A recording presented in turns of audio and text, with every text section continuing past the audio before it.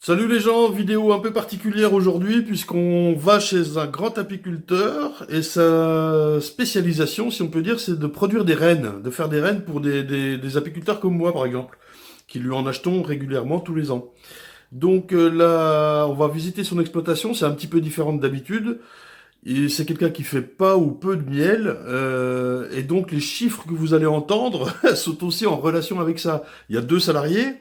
Et c'est une boîte qu'il faut faire tourner donc à 3 et puis voilà, ne soyez pas perturbés par ce que vous allez voir. C'est vrai que c'est un autre niveau quoi, hein, voilà. Alors les 2 salariés, Yvonique et Tilly, n'étaient pas là le jour où j'ai filmé, mais on en parle rapidement à un moment donné dans la vidéo. Toutes les réponses ne sont pas présentes. Enfin, évidemment, ni même toutes les questions, moi j'ai pas tout posé non plus, j'ai aussi beaucoup coupé, et là on en revient à 40 et quelques minutes, forcément, comme tous les épisodes, et voilà. Alors, il n'y a pas toutes les réponses, mais c'est bien, ça nous fait chercher, ça nous fait creuser, ça nous fait trouver, et c'est aussi le but de cette chaîne, quoi, évidemment.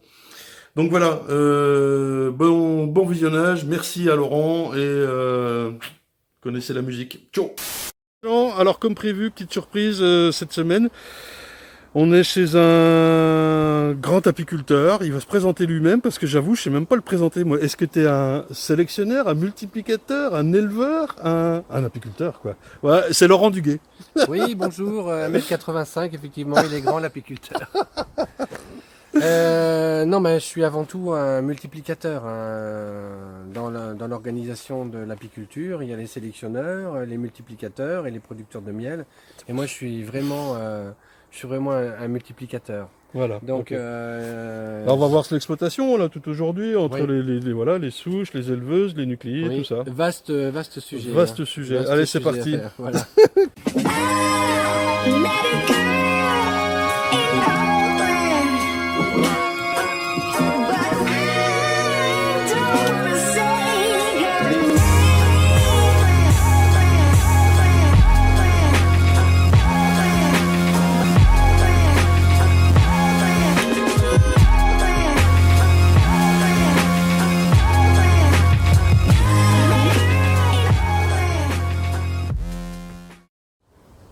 Donc là, je te présente mon rucher dans lequel on fait nos cellules royales.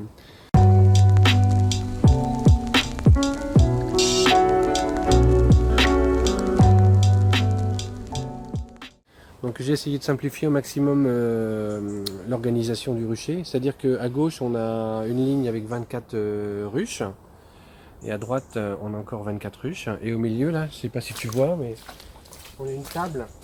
On a une table qui coulisse tout au long. Parce que quand on produit les cellules royales, on intervient tous les 3 jours sur les ruches. Oui. Tous les 3 jours. Donc au mois d'avril, par exemple, quand il pleut, à 9 h du matin, quand on vient prélever les cellules royales qu'on a mis 6 jours plus tard en élevage, on doit être abrité. Donc c'est pour ça qu'on a aussi un grand parasol qui fait 4 mètres de diamètre Oui, d'accord. pour nous aider à travailler. Pour se protéger, oui, d'accord. Donc là, là par exemple aujourd'hui, on va intervenir sur 24 ruches. Hein, donc on va les préparer, on va faire ce qu'on appelle une rotation des cadres. C'est-à-dire que les ruches, là, normalement, elles sont munies d'une plaque au milieu. Ah oui, c'est pour faire Voilà, donc ce qui fait que... starter finisher en voilà. fait. Ouais. Donc de mon côté, on a la reine qui pond. Ouais. Et de l'autre côté, on va mettre, donc on va remonter du couvain ouvert. Et puis c'est là qu'on mettra nos cadres avec nos portes-barrettes Oui. pour faire les cellules. Pour faire les cellules. Donc, ça, c'est tous les éleveuses. Hein, voilà, oui, je sais pas donc si on l'a dit. cette plaque-là qu'on voit là, elle vient coulisser D'accord. dans ma plaque, ici. C'est du formica en fait. Oui, du formica. Ouais, d'accord. Et l'idée, si tu veux, c'est que quand on est en starter, C'est fermé. c'est fermé. Ouais. D'accord? On vient fermer la ruche devant. Tu vois, regarde là. Ok. On vient la fermer devant la ruche là. Ça c'est starter, d'accord? Ce qui fait que toutes les butineuses arrivent côté orphelin. Ouais. Et là on a un super taux d'acceptation des cellules. On est à Ok. peu près à 54 cellules acceptées sur 60. Ok. Hein? Et le lendemain, on vient de l'extérieur, on vient tirer avec le fil la plaque, Ouais. qui elle sort de... Voilà. Et puis on vient réouvrir devant et on vient refermer derrière. Ok. Donc là, on se retrouve avec un finisseur. Bah, C'est le système du clock, ouais. Ok. mais à l'horizontale. Modifié. C'est génial en fait, parce qu'il y a moins de manip. Voilà. L'idée, c'est qu'on puisse passer de starter en finisseur sans avoir à intervenir dans la ruche. Non, parce Ok. que j'ai un ami qui habite à Tahiti, donc il s'est beaucoup intéressé à l'élevage enfin, à la production des cellules. Il me parlait toujours du clock, clock, Ouais. toujours. Ouais. Alors, Le il fameux m'a signé plateau là. là-dessus. Ouais. Donc je suis allé voir sur internet, j'ai essayé de comprendre comment ça fonctionnait. Donc c'est plutôt C'est en hauteur. en Ouais. hauteur. Ouais. Mais je trouvais ça trop laborieux parce qu'il fallait prendre à un moment donné quand on passait de starter en finisseur, tirer des plaques, Ouais. c'était Ouais, ouais. compliqué pour moi. Alors j'ai essayé de comprendre, de tirer simplement l'essentiel. À quoi ça sert le clock? Et je me suis dit, ben moi de toute façon je ne travaillerai pas en hauteur, je travaillerai toujours à l'horizontale. Et c'est pour ça que j'ai fait un système de clock, mais à l'horizontale. Ouais, Moi, j'ai d'accord. simplifié un maximum. Et puis la petite plaque formicale reste tout le temps là en fait. Oui, enfin, normalement elle est à l'intérieur, mais Oui, quand oui, on je veux dire, tire, voilà, et là on va les rentrer pour l'hiver parce que quand même, faut qu'on les mette à l'abri de la lumière. tu dois les Voilà. changer régulièrement ou quoi? Non, ça tient le coup quand Ça même. tient le coup? Mais bon, c'est avec les UV, tout ça, c'est un peu délicat. Donc voilà, ça c'est Notre système on d'éleveuse. produit à peu près 25 000 cellules tous les ans. 25 000 cellules Oui, tous les c'est ans? ça. On en a à peu près besoin. Alors là, vous voyez pas ma tête, les gens, mais c'est un truc de dingue, quoi. Non, mais l'idée c'est d'en avoir toujours pour les collègues. Quand ils en ont besoin, tuc, tac, ils m'appellent, ils en ont parce que Ouais, ils génial. veulent. Donc voilà. Donc ça c'est la production des cellules, nos 48 ruches. Ouais, Bon, par contre, quand on arrête la production, disons que la production des cellules, on va la maintenir haute jusqu'au 10 mai. Et après, on vend beaucoup moins de cellules, c'est-à-dire que toutes les ruches vers le fond, on va faire des essaims avec. oui, d'accord. Quand tu dis haute, c'est en nombre. Oui, d'accord. Oui, Ouais, ouais, ok, ouais. ouais, ouais. Là, on doit en produire beaucoup au début. Et après, donc toutes ces ruches-là, après, on va s'en servir uniquement pour faire des essaims. On va leur prélever des cadres, on va faire des essaims. Donc comme la table, elle est bien ergonomique, et ben, c'est facile pour nous. On met le camion qui est là. Oui, d'accord. Parce que quand on est en position de production des cellules, imaginez le camion boxer, il arrive là. Dans le camion boxer, on a une table de greffage où il y a 2 opérateurs qui peuvent greffer. Oui, Et donc là, on a une ligne avec nos souches, un peu plus loin. Là, les souches sont un peu parties plus loin, mais là, on a une ligne distincte, on ramène toutes nos souches qu'on greffe. ouais. Hein. Et puis donc, le greffeur, il récupère ses cadres à greffer, ses cadres de larves. Mhm. Il vient dans le camion, il greffe ses 24 par 4 barrettes. Ok. 24, Ouais, 48, une centaine. 96. Ouais, une petite centaine, 96. Ouais, 96, le plus qu'il a, c'est 96 barrettes. Il doit le faire en 3 heures, il greffe. En 3 heures. Bon, par contre, on a une technique qui consiste à enfermer les rennes sur des cadres à pondre Oui, pendant une nuit, 3 jours avant le greffage. Ce d'accord. qui fait que quand le greffeur prend ce cadre qui a été pondu pendant une nuit, 3 jours avant le greffage, quand il voit les larves, toutes les larves sont bonnes à prendre. Elles sont toutes du même jour, ce qui favorise aussi l'homogénéité à la naissance, c'est Elles tout. ont moins de 15 heures. Oui, c'est ont parfait. Donc comme ça, nous, la date de naissance, Alors, elle est bien... Ton ciblée. cadre à pondre, il est entre 2 grilles avec la grilles, reine enfermée voilà. dans la ruche, d'accord. Voilà, Ouais, 2 tout grilles ça. à- Ouais, 2 ok. grilles à rennes. Bon, je- Donc on a tout un système de rotation des cadres pour avoir des larves à greffer toujours de moins de 15 heures. Parce Ok. qu'il en a quasi des fois, il a 96 barrettes de 15 cupules, hein, donc c'est... Il faut pas traîner là. Ouais. Ouais. Donc pendant qu'il greffe, il y en a un autre qui s'occupe de la rotation des cadres sur les 24 ruches. Oui, ok. Donc ça, il faut qu'il le fasse en 4 heures. Donc rotation des cadres, ça a amené le couvain côté Voilà, c'est couvain. starter, Voilà, il prend les jeunes abeilles. côté reine, il va prendre des cadres de couvain ouverts Oui, et il va les passer côté orphelin. voilà. D'accord. Et puis il reprend des cadres des cadres de couvain qui se sont fermés côté orphelin pour les passer Voilà. côté reine. Donc ça, pour expliquer aux gens, c'est pour amener les jeunes abeilles Voilà, qui c'est vont pour prendre ça. en charge les cellules Voilà, parce que on va mettre nos barrettes côté starter, orphelin. voilà, Ouais. entre ces 2 cadres de couvain ouverts où il y a plein de jeunes abeilles et puis elles vont voir en même temps les petites amorces Oui. dans les cupules et puis donc elles vont faire les cellules. Et moi, quand on est ces journées de grosse production, moi je ramasse les 1200 cellules. Hein, Ok. Celui qui fait la rotation des cadres commence à faire la rotation et celui qui greffe, il commence à greffer. Ce qui fait que le matin, à 2 personnes et demie, ben, on a fait notre boulot. Et on Trois renouvelle ça personnes. Pourquoi tu dis 2,5? parce qu'on est 2,5.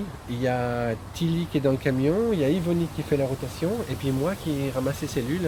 Et il me faut que 2 heures pour ramasser les cellules et puis les remettre. Ah oui, d'accord. C'est une histoire de temps, oui, d'accord. Oui, on va dire 3 heures, Ouais, parce ouais. qu'avec la gestion des cellules. Enfin, 3 personnes si tu veux. Tiens, une comme ça, une 12 cadres. Alors là, on voit sur chaque ruche, tu vois, donc toutes nos ruches, elles sont équipées d'étiquettes. Toutes. Ouais. D'accord. Pour savoir l'origine génétique de nos abeilles. Alors là, c'est une 12 cadres, il y a le petit rajout là. Voilà. Sur le côté. Tu vois, on n'a pas voulu acheter un nourrisseur 12 cadres. Oui, non, bah c'est oui. le choix de. Ça va très bien comme ça. Voilà. Tu m'as dit, je vois qu'il n'y a même pas de. Partition. Voilà. Mais je suis étonné du nombre d'abeilles qu'il y a, dis donc. Ouh, je pensais que c'était. Je suis étonné quand même. Hein. Alors tu étais en cadre droit, mais avec les rajouts Hoffman. Oui, hein. Ouais. oui. Parce que bon, on voit qu'il n'y a pas beaucoup de couvains. Hein. Là, mais heureusement qu'il n'y a pas trop de couvains, parce que c'est pas tellement la période. Là, on est bientôt septembre. Hein. Ouais. Mais c'est pas intéressant du tout. Mais bon, comme on cherche des lignées qui sont très prolifiques pour faire nos cellules royales, il faut vraiment des abeilles qui soient populeuses. Alors, plusieurs questions pour moi. Le choix de la 12 cadres pour ça, c'est parce que c'est plus facile à manipuler quand tu mets la plaque. Ben, disons que bon, dans ce rucher-là, en général, on met les hausses vers le 15 juin, pas Oui, avant, oui. parce que ça miele pas assez. D'accord. On a fait le choix de la 12 cadres parce que ça nous permet quelque part de repousser le moment où on va mettre les hausses. Oui, d'accord. Avec vois aussi peut-être plus de réserve, non? Oui, c'est ça. Pour passer Oui, ça la donne mauvaise plus. période. C'est bon ça? Mais bon, elles étaient à moitié en arrêt de ponte hein, aussi. Oui, il y a eu le coup de chaud du mois de juillet. Ouais. Ouais, ouais. Alors il y avait peut-être une raison pour laquelle ils n'ont pas mis la partition. Ils n'en avaient pas. Ouais, ils n'en avaient pas. Et donc la question tout à l'heure c'était est-ce que tu resserres les colonies pour l'hiver? Oui, le mieux du mieux, c'est de passer sur 8 cadres. Sur 8 cadres, ouais. Ça hiverne mieux.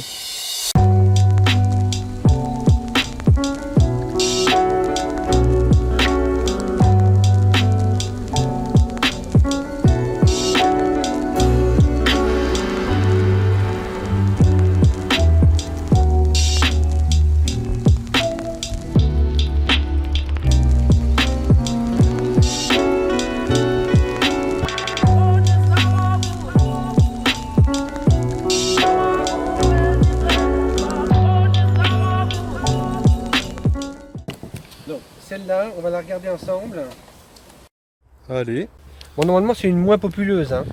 Bon, elles ont quand même bâti, dis donc, un petit peu. Dis donc, sur la cire gaufrée, elles ont étiré. Oui. Et on est quand même fin août. Hein. Oui. C'était grande sécheresse et je vois qu'elles ont commencé même un peu étiré. Donc là, j'ai une partition. Oui. On voit la mer était super douce. Hein. Les abeilles étaient super douces de la mer. Hein. Donc là, on voit que c'est calme. Hein. Donc là, elle est inséminée. Toi, tu vas faire des cellules, des tests en essaim. Alors celle-là, on va surtout l'envoyer en évaluation. Hein, C'est-à-dire au printemps prochain, on va l'emmener sur l'acacia. D'accord. Et puis on va voir, parce que sur l'acacia, elles peuvent rentrer jusqu'à 9 kg de nectar dans la journée. Oui. Alors là, ça pousse les ruches. Là. Oui, ça c'est les clair. pousse. Hein. Faut être là. Hein. Donc, on veut voir si elles font des cellules ou pas. D'accord. D'accord. C'est ce que tu fais avec toutes tes souches? Oui, toutes celles qui sont en évaluation. Donc là, je vois la couleur des abeilles, je vois ça comme quelque chose de très homogène. On voit qu'elles tiennent au cadre, ça c'est super. Hein, Oui. donc ça c'est bien. On voit qu'elles n'ont pas, on est fin août, on voit qu'elles n'ont pas un couvain extravagant. Oui, ça me plaît. Avec de la réserve. On voit qu'il y a de la réserve, ça me plaît. Hein, parce que moi je cherche quand même à avoir des abeilles, des lignées qui soient les plus autonomes possibles. Hein, qu'elles produisent du miel, mais moi je veux des choses qui soient quand même raisonnables. Hein. Bien sûr. Donc on voit elle a bien répondu tout autour. C'est une inséminée. Alors une reine qui a été inséminée, elle a quand même été un petit peu. Tiens, la voilà. Donc on la voit là. La Alors, belle. les critères pour toi, ça va être la douceur, la productivité. Oui. Alors, dis-moi. Oui. Ouais. Alors bon, les critères, c'est que on est amené à ouvrir nos ruches régulièrement. Oui. Donc pour les ouvrir d'une façon sereine, et puis en plus on va les ouvrir. Il pleut, il fait froid, il fait mauvais temps. Donc il faut qu'on puisse ouvrir une ruche et puis avec des abeilles qui tiennent au cadre. Hein, tiennent au cadre, c'est-à-dire que vous voyez les abeilles, elles vont pas s'en aller du cadre. On voit qu'elles restent. Et puis ça c'est la tenue au cadre et puis aussi l'agressivité. On voit qu'il n'y en a pas une qui est dans notre voile. Oui. Là, il n'y a rien du tout. On passe la main, il n'y en a pas une qui nous saute dessus. Hein? Ça c'est important pour nous. D'accord? D'accord. Et après, ce qui nous intéresse, direct, on va au moment où elle récolte le miel, on voit si elles font des cellules royales, si elles veulent essaimer. Donc tous les 6 jours, on intervient dessus et on regarde si elles font des cellules ou pas. Et on note sur le toit. Donc là, je suis content parce que tu vois, il y a un petit peu de couvain, les abeilles ont un bon comportement, on a une super couronne de miel. Moi, je dis elles vont bien rentrer en hivernage. Super. Là, ce que je vous disais, là, donc là, dans cette ruche-là, il y avait la mère. Elle a été évaluée, donc c'était l'année dernière. Oui. Hein, c'est une jaune. Et donc, voilà les notes qu'on a eues l'année dernière. Donc la première fois, on a contrôlé les cellules royales, elle a fait 0 cellule. La deuxième fois, 0 cellule royale. Elle n'a jamais voulu essaimer. Ouais. Très bien pour dire que vraiment, elle n'a pas de défaut. Ouais. On va marquer un défaut. Si c'est normal, on marque rien. Mais très bien, c'est qu'elle a les caractères qui nous intéressent, c'est-à-dire qu'elle est douce, elle tient au cadre. Et en acacia, elle a quand même fait 30 kilos. C'est pas négligeable. 30 kilos sans avoir voulu essaimer. Ouais. Hein? Bon, après, on l'a ramenée là pour faire des filles. Ici, elle a fait que 15 kilos de toutes fleurs, mais l'année dernière, c'était très difficile en termes de récolte. Est-ce que l'âge de la reine influe beaucoup sur l'essaimage? Est-ce qu'une reine en année 1 va beaucoup moins avoir de velléité d'essaimage la même reine en année 2? On n'a pas d'éléments pour le dire. Je vois avec Yvonne qu'il y a des années, il a des reines qui veulent pas des ruches qui veulent pas du tout essaimer. Et puis la deuxième année, elles se mettent à vouloir essaimer. C'est aussi dû à la saison. Oui, parce que c'est la rentrée de nectar. Il y a un moment donné, il y a des parce que les velléités d'essaimage, c'est lié à mon avis, au nombre de jeunes abeilles. Oui. Tout d'un coup, à l'afflux de nectar, ça dépend. Il y a plusieurs paramètres qui font que ça déclenche. Oui. Mais au niveau génétique, le paramètre numéro 1, c'est qu'au niveau génétique, il y en a qui veulent pas du tout essaimer. Ça, oui. c'est sûr. Oui. Donc ça, puis toi, c'est ta base, quoi. La 820, la mère, à l'origine, le frère Adam est allé la chercher en Crète. C'est une adamie. D'accord. Crète. Donc c'est une abeille sauvage de Crète qu'il a intégrée dans son programme de Buckfast. Et à force de les croiser avec ces Buckfast, à un moment donné, il a dit c'est bon, elle a toutes les caractéristiques d'une Buckfast, donc je l'appelle Buckfast. Mais on se souvient qu'elle vient de Crète. De Crète, et c'est une adamie. Donc celle-là par exemple, donc elle a été évaluée cette année. Par contre, elle nous a fait 2 cellules en premier tour. Elle nous a fait 2 amorces. Après, elle nous en a fait 0. Après, elle nous en a fait 0. Après, elle nous en a fait encore une. Mais par contre, ce qu'il y a, c'est qu'en acacia, elle a fait 42 kg d'acacia. Oui. Donc elle a un petit peu de velléité d'essaimage, mais on ne peut pas l'ignorer parce qu'elle a fait 42 kg d'acacia. Donc celle-là, au niveau de l'historique, on va quand même... donc c'est une origine, donc c'est le frère Adam. C'est une qui vient de Turquie, dans un patelin qui s'appelle Sinop, et il l'a récupéré en 1962. Ah, t'arrives à connaître le patelin, l'année et tout. Moi, non, parce que c'est la base, c'est un peu la base de la Buckfast quand même, ces histoires de l'abeille anglaise qu'il avait croisée au départ. Oui. Puis après, il a beaucoup utilisé les abeilles de Turquie, parce qu'elles ont elles sont très économes, elles ont des caractéristiques très intéressantes. Donc je sais que celle-là, c'est une Sinop 62. D'accord? Et souches comme ça, t'en as une trentaine, c'est ça? En gros en général, chaque année, on monte à environ 35 reines souches. 35-40 même. Qui ont été testées l'année d'avant? Non. C'est notre cheptel de départ. D'accord. On part à 40, admettons, une quarantaine. Oui. Et on les hiverne, on les observe un petit peu au printemps, comment elles démarrent, mais ce qui nous intéresse vraiment, c'est de savoir comment elles vont se comporter sur la mielée d'acacia. Oui. Et là, on va commencer à les noter. D'accord. On a certaines lignées, par exemple, cette année, qui nous ont fait 40 kg d'acacia, mais alors le problème, c'est qu'elles ne tenaient pas au cadre, elles étaient un peu piquantes. Donc ça, c'est écarté, quoi. Voilà. C'est écarté avec... Mais c'est écarté, mais comme on a quand même un programme de sélection où on est capable de diriger les fécondations, on mesure quand même l'intérêt de ces abeilles. On se dit que peut-être on les réintégrera dans nos lignées qu'on a depuis plusieurs années, qui tiennent au cadre, peut-être que celles-là, on va on va les rendre plus buckfast, à notre image. Oui, d'accord. En les croisant plusieurs fois avec nos souches de base, Oui, d'accord. on les ramènera certainement à la raison. Ça t'amène un peu plus de boulot, quoi, par contre. Oui, forcément. Oui, mais on est obligé de garder un portefeuille génétique important. Oui, c'est pas ou tout blanc ou tout noir, quoi. C'est d'accord. Oui. C'est-à-dire qu'on est conscient que chaque année, on a des lignées qu'on va pas utiliser, on va pas faire de filles. Pourquoi? Parce que on trouve que c'est pas correct. Mais on va les garder parce qu'elles ont au niveau génétique, elles apportent une différence. Et recroiser l'année d'après avec autre chose, eh bien, tout d'un coup, elles vont se révéler meilleures. C'est-à-dire que dans les lignées qu'on a, il y en a qui vont arriver à maturité, et puis les années d'après, ça va redescendre. Il va falloir qu'on leur redonne de la vigueur hybride, et ça va remonter, c'est toujours comme ça. Donc on est obligé d'avoir une espèce de portefeuille de plusieurs lignées, sans aller chercher tout et n'importe quoi partout, mais de garder un fonds de commerce.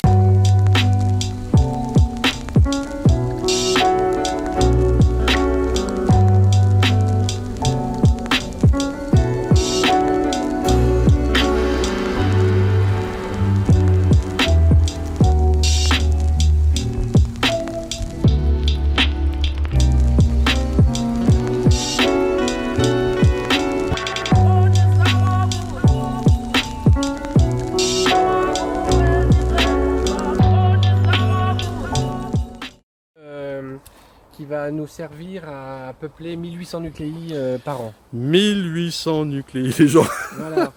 Donc toutes les ruches qu'on a là, c'est des ruches spéciales. On peut voir. Hein.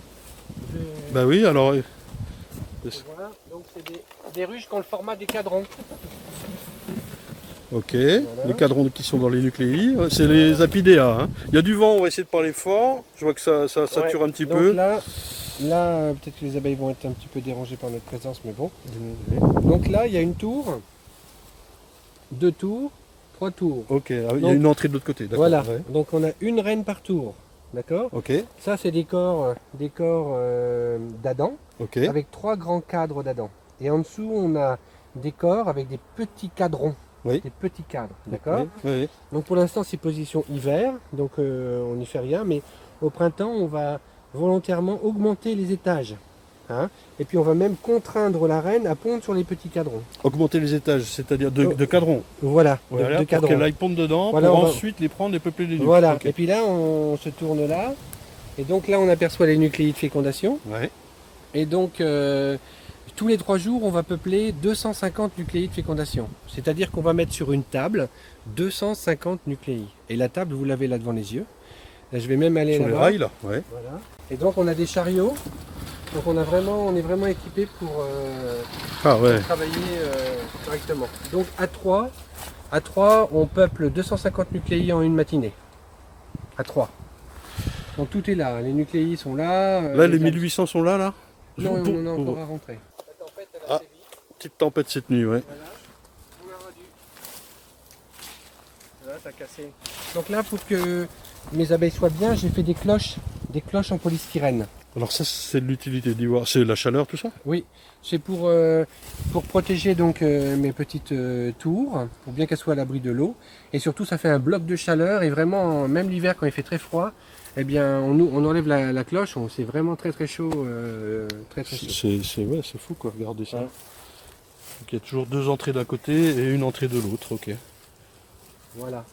La classe. Oui, donc ça, c'est tous les nucléi qui reçoivent les cellules tout au long de la saison pour la fécondation de la reine. Oui, parce que donc la première étape là qu'on a vue tout à l'heure, c'était la production des cellules royales. Donc il nous faut 11 jours pour produire une cellule royale. Ensuite, la deuxième étape, ça va être de remplir tous ces nucléides de fécondation. On en remplit donc 250 tous les 3 jours.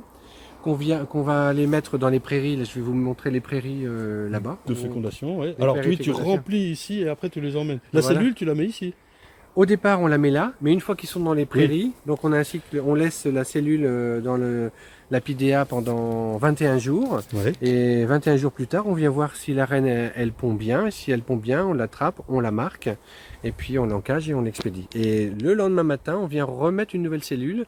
Et on va laisser ça encore tranquille pendant 21 jours. À ce moment-là, le nucléi est en place, tu repasses pas ici. Voilà, on laisse le nucléi en place mai, juin, juillet, août, pendant 4 mois. Ok. Et tu ramènes du... Non, bah non, elle a pondu dedans. Il y a le couvain, il y a les abeilles, il y a tout ce qu'il Oui, faut. le nucléi, il est autonome. Simplement, on renourrit le nucléi à chaque fois. Oui, tu renourris parce que là, tu es quand même dans une région, on est en Gironde, là, Oui, mais c'est oui, compliqué au niveau du miel. Hein, oui, et ouais. puis c'est surtout que faut bien avoir conscience que le nucléi, il s'occupe d'une reine, hein. Donc elle va naître, elle va partir en fécondation, elle va revenir, elle va se mettre à pondre. Donc c'est super important pour ces jeunes reines d'être bien entourées et d'être bien nourries. Oui, C'est-à-dire qu'on veut absolument pas se permettre qu'elles puissent manquer de nourriture à un moment bien donné. sûr, Parce sinon que c'est nous, la on est quand cata. même responsable de la qualité des rennes qu'on expédie, qu'on Oui, produit. oui. Donc on se donne tous les moyens pour que les rennes soient le mieux, les mieux élevées, quoi. Oui, oui, Hein. il faut qu'il y ait une reine de qualité, quoi. Tout à l'heure, on va voir les nucléis. Ils sont vraiment très jolis en fin de saison. Ils sont vraiment très Donc là, c'est jolis. les derniers, en plus, là, on est fin août, c'est les Oui, derniers qu'on les va derniers, voir voilà, c'est ça. peupler, je veux dire, Voilà, habiter, c'est quoi. ça, tout à fait. Avec les dernières reines à prendre.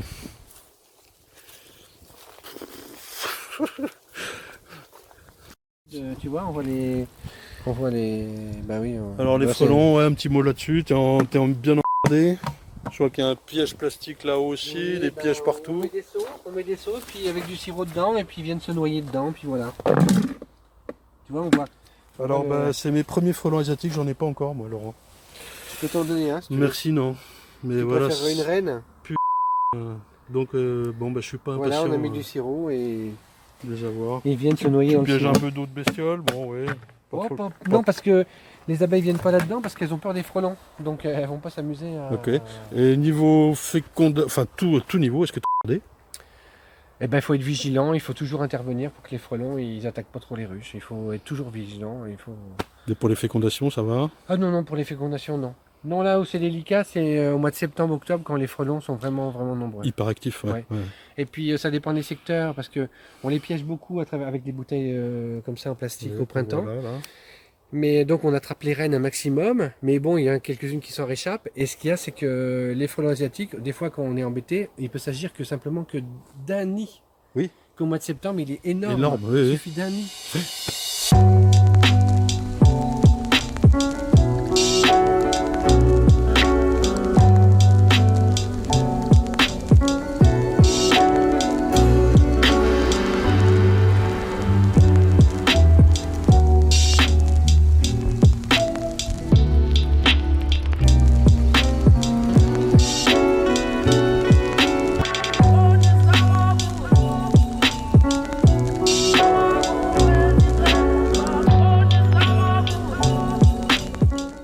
Prairies comme ça, alors oui, avec les On a nuques et 3 tout là. prairies comme ça. Et avec les ruches à mâles, on les voit au fond là-bas, on les Oui. distingue. Donc on a 30 ruches à mâles au fond.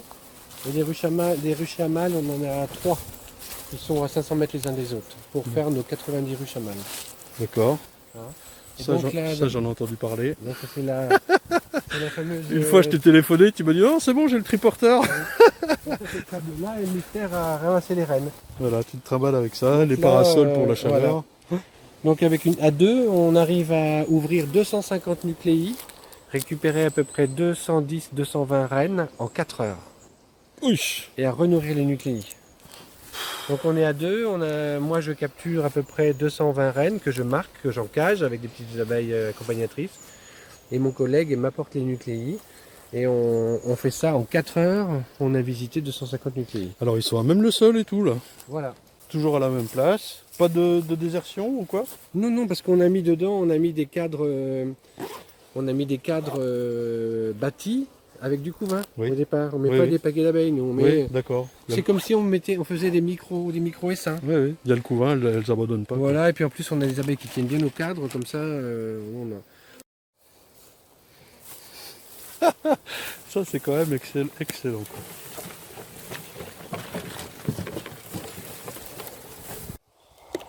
Donc voilà, petit nucléi. Donc là on est en entrée. Là on leur met un gobelet de 400 grammes de candy, Oui. hein, tous les 3 semaines. On aperçoit une abeille qui a un petit peu de... Oui, parce que c'est vraiment petit comme, Voilà. comme place. Hein. Donc là je sais pas si ça peut, on verra bien. Et il faut pas qu'elle manque de réserve. Alors là, qu'est-ce qu'on voit? Couvain, oui. Du couvain fermé. Donc bon, ça s'est bien passé. C'est joli, hein? Donc là concrètement, par jour, tu vas venir en chercher 250. Tous les 3 jours. Ouais, prendre là, oui. Les escargots qui les escargots, oui. Vous voyez le pollen là, c'est Oui, bien. elle a rentré un peu d'orange. La reine est là. Là. Et donc hop, tu la marques, tu la mets en cagette Ouais. et ça part à l'expédition. Voilà. Vous voyez les gens. Ouais. Donc un petit nucléi tranquille. C'est petit, hein. Attends, moi, Oui. Oui, mais bon, c'est efficace, hein. oui. Pas de souci d'overmiel, c'est-à-dire de grosses mielées qui te remplissent tout, de machin. Alors, parce que c'est pas le l'avantage, c'est-à-dire que s'il y a beaucoup de miel, elles vont construire dans le gobelet, hein. cas. Ah oui. Et nous, on va, quand on capture la reine, on vire le gobelet, Ouais. hein, et on a des grandes poubelles, on met tout ça à lécher dans les grandes poubelles. D'accord. Ok. Ce qui fait qu'on recrée de la place à chaque fois. Donc D'accord, on oui. recalibre le nucléi. Pas de souci. Ton nuque apidea, il a toujours 3 cadrons, 3 petits cadrons. Exactement. Voilà, d'accord. Hein, on cherche jamais à les augmenter. Donc là, elle est là, la reine. Ouais. Elle est plus petite celle-là. Mais elle pond bien, tu vois. Donc entre le moment de greffage et le moment d'expédition, il s'est passé 1 mois. 1 mois. Ok. Tu vois, là, elles ont une super pollen, là, orange. Bon, celle-là, elle commence à pondre. De toute façon, on a prévu de les ramasser que mardi prochain. D'accord. Donc La là, date. on leur laisse encore 5 jours, tranquille.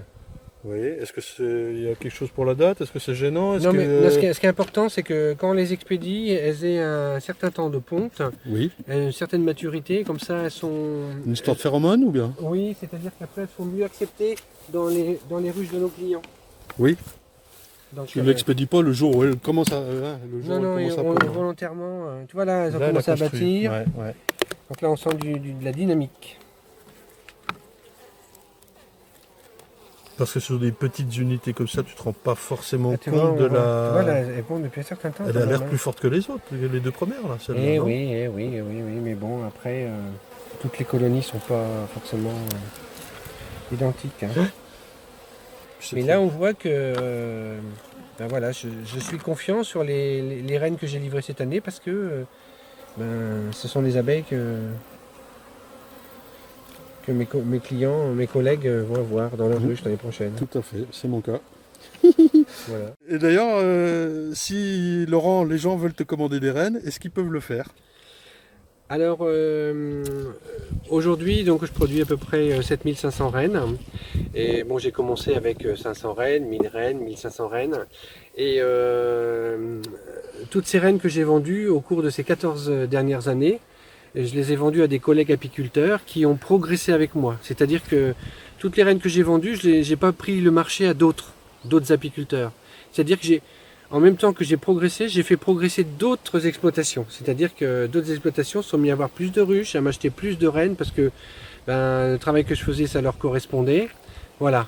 Donc aujourd'hui, mes rennes partent aux clients que j'ai depuis plusieurs années. C'est-à-dire que je n'ouvre pas mon portefeuille à de nouveaux clients parce que j'ai comme un contrat moral avec mes clients actuels et c'est pour ça que je fais pas de publicité, que Pas voilà, besoin, j'ai un contrat moral avec mes clients et je me dois de continuer à les accompagner et c'est pour ça que Ouais. je ne vends pas d'autres Très bonne réponse. à d'autres.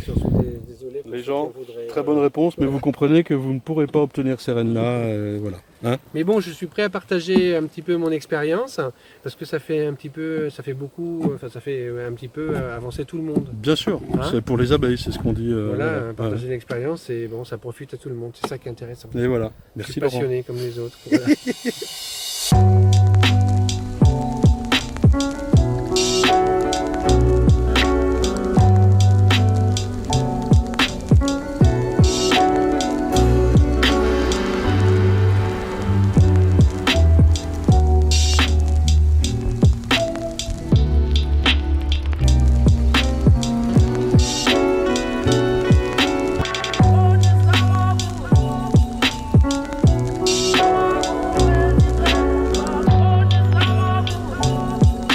Et là, les ruches à mâles, voilà. Voilà.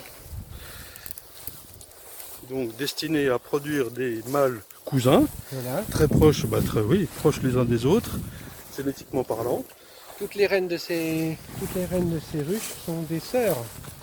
Voilà. Pour féconder les nuques qu'on a vues derrière Et du là-bas. fait qu'on est 90 ruches, on apporte même au sein d'une même famille de la diversité génétique. Oui. Alors les ruches à mâles, on a le même principe d'installation avec le rail central, la table qui est là-bas au bout. Et ça c'est tous les ruches à mâles qui ont des hausses. Alors c'est ce que tu appelais la food chamber. Voilà. Donc là, on a toujours une étiquette par ruche. Hein. Donc les prochaines, nos souches, c'est de la 712.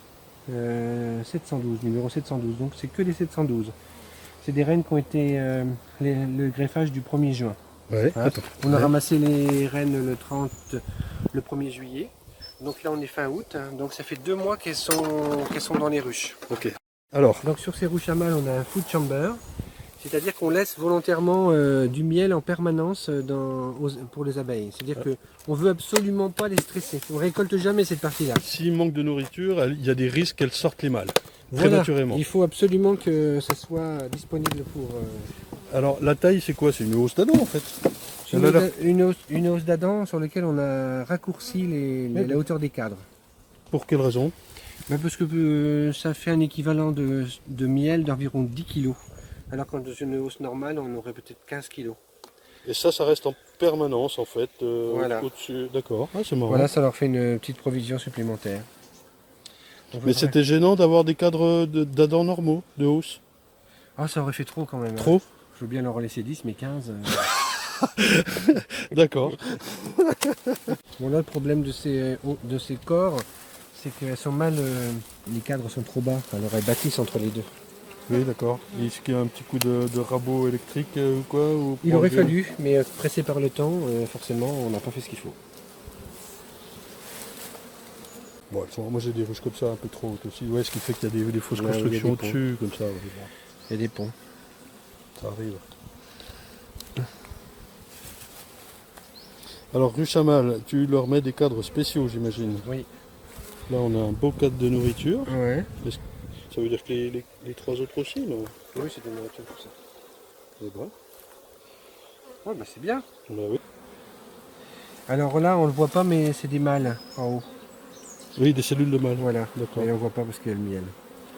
Oui, alors ce que tu me disais, tu as la particularité, enfin non, c'est moi qui suis particulier hein, peut-être, de mettre la feuille de cire de mâle au-dessus et la feuille de cire d'ouvrière en dessous. Oui. D'où le fait d'avoir des cellules de mâle au-dessus. Ça, c'est que des ouvrières. On parle des cellules, hein, là. La taille des cellules. Bon, il y a des abeilles, on voit qu'il n'y a pas énormément de pontes. Non. Mais bon, on n'est pas là pour avoir non plus une énorme population. Ouais, on est bientôt septembre, hein, ouais. Un peu de couvain. La reine. La reine est là, voilà. On dirait qu'elle a stoppé la ponte là, plus ou moins. Il n'y a presque pas de... On va regarder un peu plus loin. Donc elle ne ponde plus.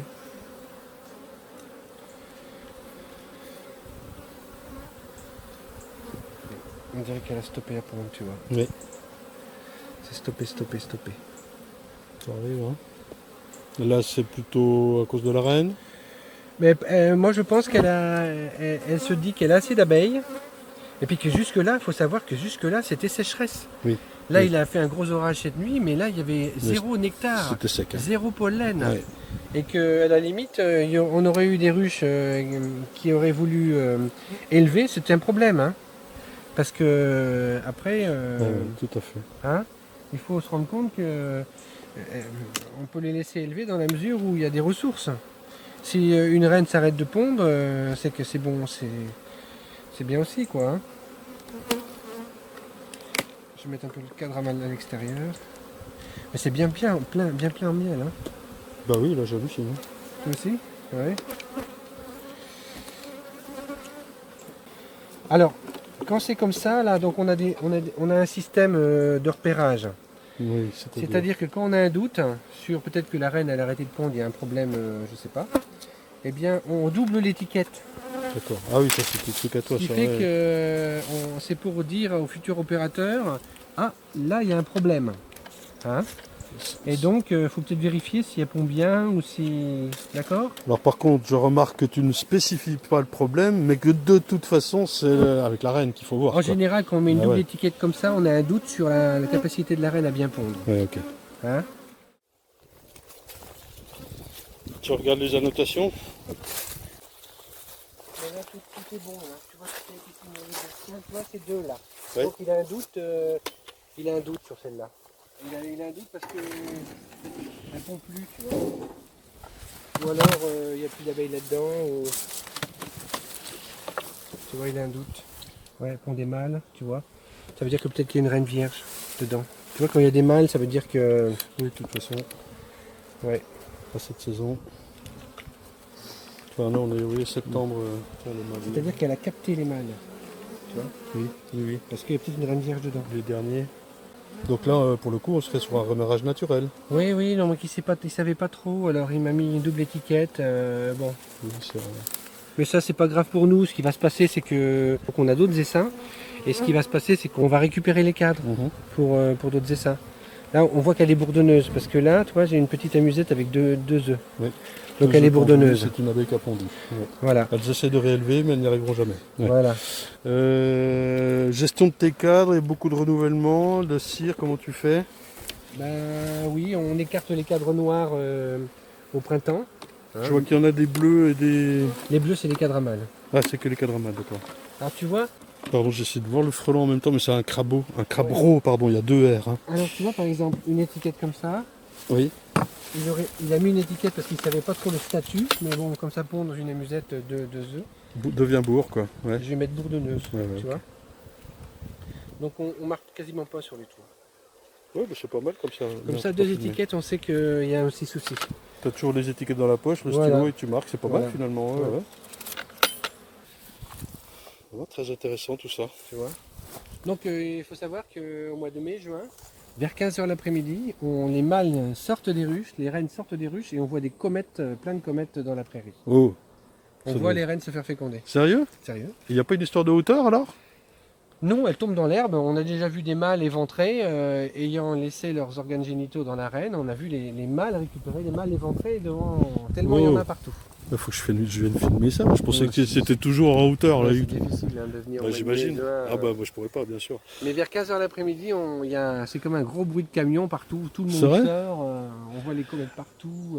Alors est-ce que le nombre de ruches à mâles est en fonction du nombre de nuques? Est-ce qu'il faut autant de mâles ou quoi pour... On considère que pour une ruche, on a 30 nucléides, 30 reines à féconder. D'accord. D'accord. Mais par contre, le fait qu'on ait 90 ruches à mâles des reines sœurs, on augmente la diversité génétique. C'est-à-dire que si on pouvait dans l'absolu avoir une reine qui s'est fait féconder par 10-15 mâles, qui pouvaient venir de 10-15 ruches différents, Oui. mais qui sont quand même cousins par leur grand-mère, Oui, oui. si tu veux, là c'est super intéressant parce qu'on a une diversité génétique tout au sein d'une même famille. Oui. Et puis quand on s'applique vraiment au niveau de ce qu'on met au niveau des mâles, qu'on apporte comme... quand on s'applique, on a des résultats très rapidement, facilement. Oui. C'est une histoire de discipline. Quand au mois de à mars-avril, on n'a pas les bonnes reines dans ces ruches-là, même si la ruche est bonne, on l'enlève, elle part faire du miel à 15-20 km, Ouais. et on vient remettre une vraie sœur. Et après, quand arrive le mois de mai-juin, après on peut plus faire ça si elle se remère. Après, c'est enclenché. De toute façon, les mâles, il faut 52 jours pour faire un mâle mature. Alors, si on est début juin, 52 jours pour faire un mâle mature, c'est cuit. on est déjà... C'est cuit. La saison est déjà finie. Par contre, ce que je vois, c'est que ta manière d'anticiper chaque problème, c'est d'avoir de la réserve, de cellules, d'essaims, Ah oui. de tout, quoi, en fait. Ah oui, bah oui, oui. Bah ouais, c'est ce qu'il faut, mais c'est une clé. Ouais. Bah oui, parce qu'on a 90 ruches à mâles, il faut les avoir, donc...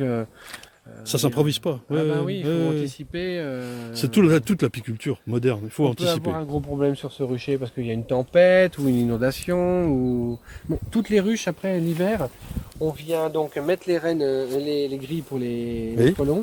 Et on vient aussi accrocher, parce que les poignées, nous, elles sont devant, derrière. Elles ne sont pas sur les côtés. Oui. Parce que devant, derrière, ça veut dire que quand on les transporte en camion, les poignées n'accrochent pas les ruches entre elles. Oui.